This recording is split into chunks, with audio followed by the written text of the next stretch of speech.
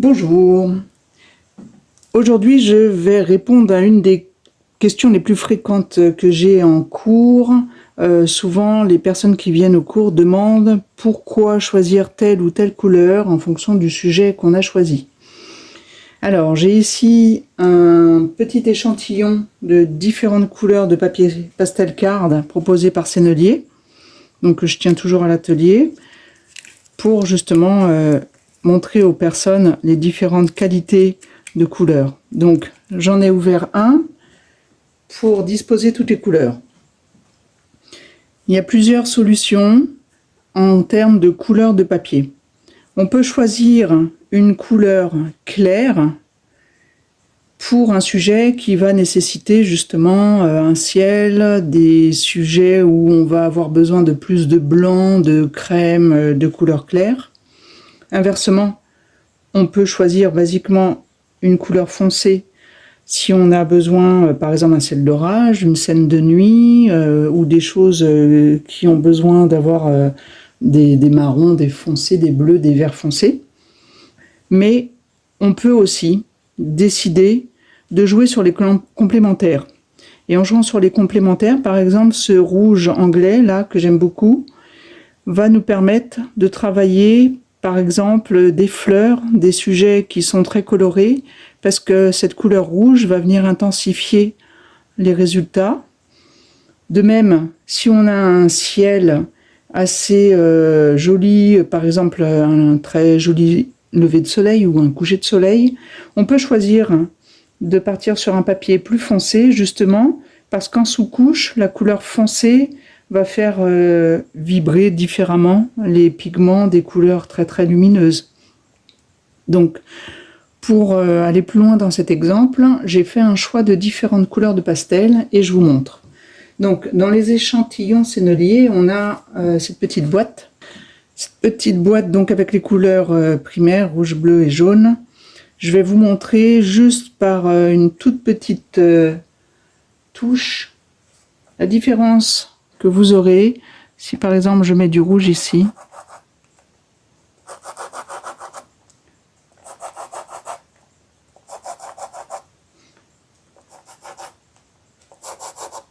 Donc on peut imaginer qu'on a par exemple des fleurs ou un coucher de soleil qui nécessite des rouges comme ça, une coque de bateau, une robe.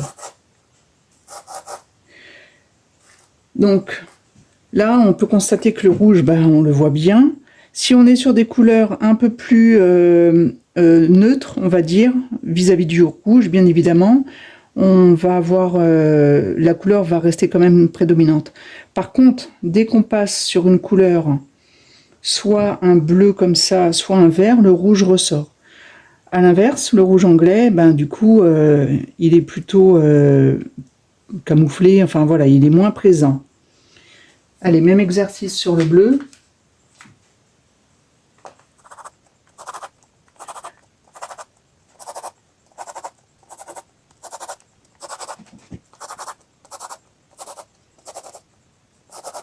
Donc on constate à nouveau que la couleur complémentaire vis-à-vis du bleu sur un rouge anglais ou une terre de sienne comme ça, voilà, le bleu ressort un peu plus.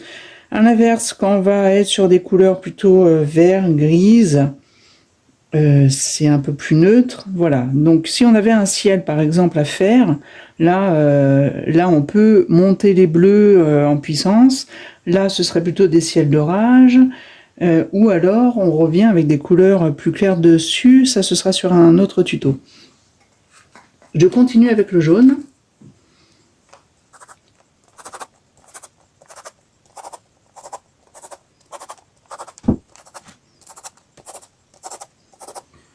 Alors encore une fois, c'est facile à constater, sur les couleurs foncées de papier foncé, on va avoir vraiment cette intensité de jaune qui ressort. À l'inverse, sur les papiers qui vont être plutôt terre de sienne naturelle, etc., on aura quelque chose de plus doux. Voilà, donc ça, par l'image, c'est assez facile à démontrer. Maintenant, je vais partir sur un exemple de ciel. On est sur notre ciel.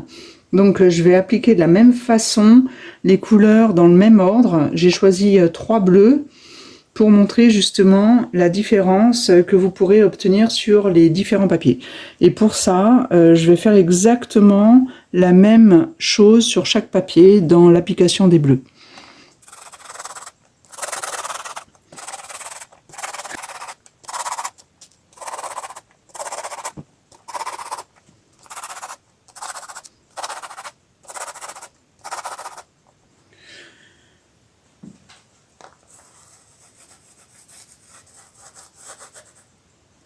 J'en profite pour montrer une partie de ma technique qui va consister à mélanger les couleurs et à ne jamais utiliser mes doigts pour fondre les couleurs. Je vais préférer mélanger les couleurs, les pastels entre eux pour pouvoir obtenir quelque chose pigmenté avec des superpositions, des transparences. Bon, ça c'est dans d'autres tutos, mais c'est la description en image.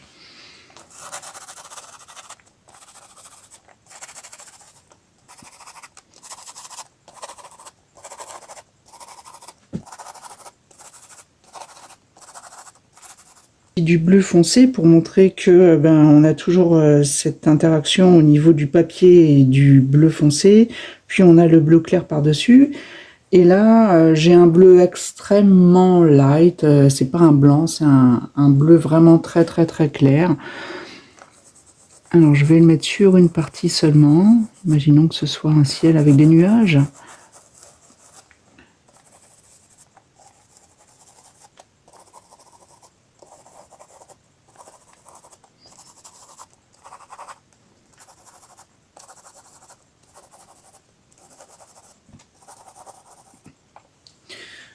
Voilà, donc là on peut très facilement imaginer qu'on a un sujet avec par exemple une plage et on va donc privilégier la couleur du papier pour obtenir le sable, ce qui veut dire que le ciel va être entre guillemets plus facile à réaliser parce qu'on aura moins besoin d'insister sur les couleurs claires. Là encore on peut avoir un sujet de sable, de plaine aussi, ou alors on va rajouter des personnages. Mais dès qu'on rentre sur des couleurs plus foncées, on constate vraiment que le ciel prend une autre apparence. Donc ça, quand je parle des différentes qualités de couleurs de papier, je vais insister sur l'émotion. Quelle émotion on veut transmettre à travers ce qu'on va faire?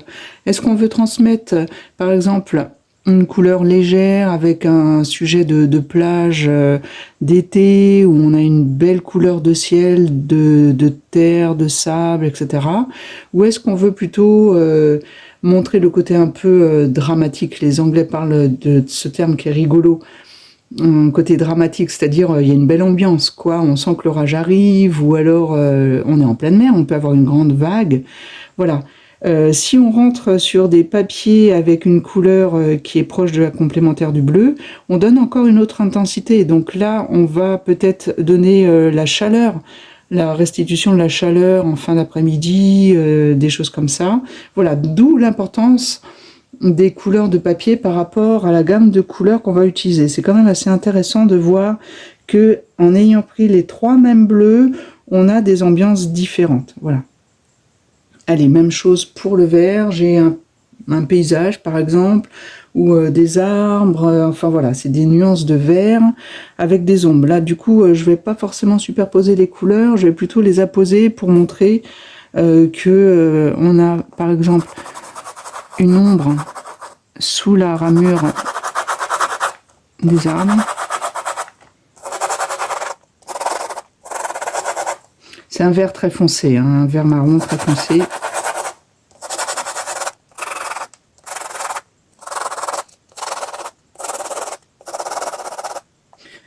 Voilà, on peut imaginer qu'on a un premier plan, et puis au loin, il y a une haie, ou alors des arbres, peu importe.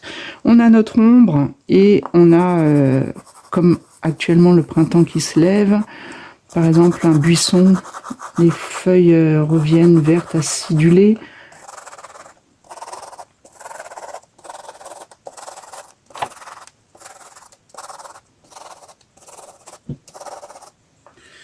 Donc encore une fois, on peut constater forcément que le vert va dominer sur le rouge. Là, il s'intègre un peu plus facilement dans le paysage. Là, on est plus sur quelque chose où on veut emporter en montant, enfin il y a deux solutions, soit on apporte des couleurs très claires et on va donner un petit peu de lumière, c'est une fin de journée, ou alors au contraire un début de journée, ou alors un ciel un peu chargé.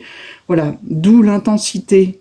Quelles que soient les couleurs que vous allez utiliser avec vos pastels, le fond a vraiment une importance. C'est pas un papier qu'on va choisir au hasard. Voilà. Ensuite, notre joli vert, une des couleurs que je préfère chez Sennelier, ce vert jaune, j'adore. Pour faire les feuillages, pour faire le printemps. Voilà, il y a des choses, c'est entre le jaune et le vert, je trouve ça fabuleux. Allez, on est toujours sur notre ramure, avec un soleil qui se lève partout. Je vais juste, de façon esquisse, sans donner d'aspect réaliste.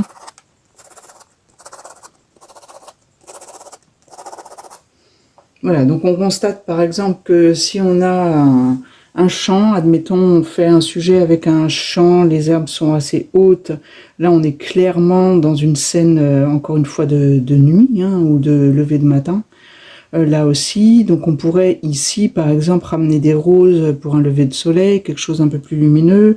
Là on va être vraiment sur une fin d'après-midi d'été, là on est sur un temps un peu plus triste, plus neutre. Alors ça aussi, cette notion de neutralité, elle est importante. Si vous ne savez pas quel papier choisir, quelle couleur de papier choisir, je vous recommande de partir sur des papiers neutres, justement.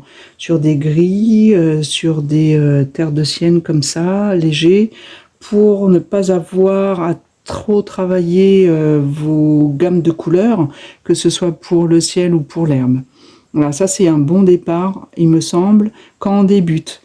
Mais à chaque fois que vous prenez confiance dans votre sujet ou dans votre travail, ou par rapport à vos gammes de pastels que vous connaissez au fur et à mesure, tentez de partir sur d'autres couleurs de papier, justement pour voir la différence. Alors pour terminer, je vais prendre un premier plan en gardant cette tache rouge que je vais préserver. Alors j'ai un bleu, c'est pas un bleu outre-mer, un bleu de Prusse. Petite anecdote en même temps, qui n'en est pas une, mais bon. Si vous voulez obtenir un joli noir, préférez prendre du bleu Prusse, du bleu outre-mer, un joli bleu très foncé, idéalement un bleu outre-mer, et un marron sépia. Alors on peut avoir un marron de gamme un peu plus soutenue. Donc, quels que soient les bleus foncés et les marrons foncés que vous utilisez, vous obtiendrez différentes tonalités de noir, de gris anthracite, etc. Allez, alors là, pour faire la différence, j'ai un ciel où j'ai superposé les couleurs. Le vert, j'ai plutôt été en gamme.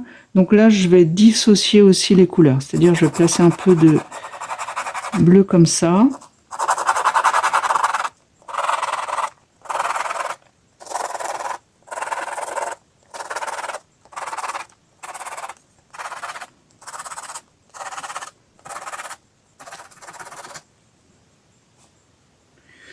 Et je continue donc avec un marron.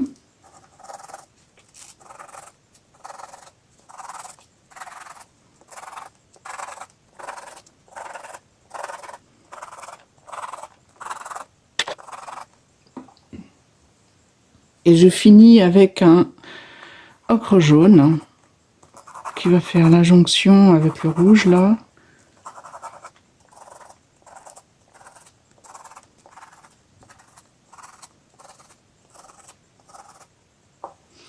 Voilà, donc on a les mêmes couleurs, les mêmes nuances de bleu superposées, on a les mêmes couleurs de vert légèrement décalées, on a les mêmes couleurs de Prusse et de terre brûlée, et de ocre jaune, de rouge, de jaune et de bleu primaire sur les différentes qualités de pastel card de Sennelier avec les gammes de couleurs qu'il propose.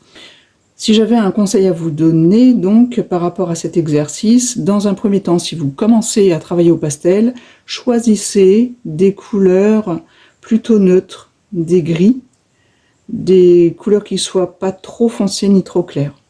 Ensuite, vous pouvez essayer, avec un même sujet, différents papiers. Par exemple, vous prenez un petit format avec On va garder cet esprit de nature, hein, de paysage où j'ai un ciel, des champs ou de l'herbe et de la roche par exemple. Donc essayez peut-être juste sur un petit format avec une couleur claire, une couleur foncée, une couleur un peu plus péchue par exemple. Et vous voyez la différence. Et vous allez vous rendre compte qu'au fur et à mesure, vous allez choisir certainement une gamme de couleurs qui va correspondre, vous, à l'émotion que vous voulez donner.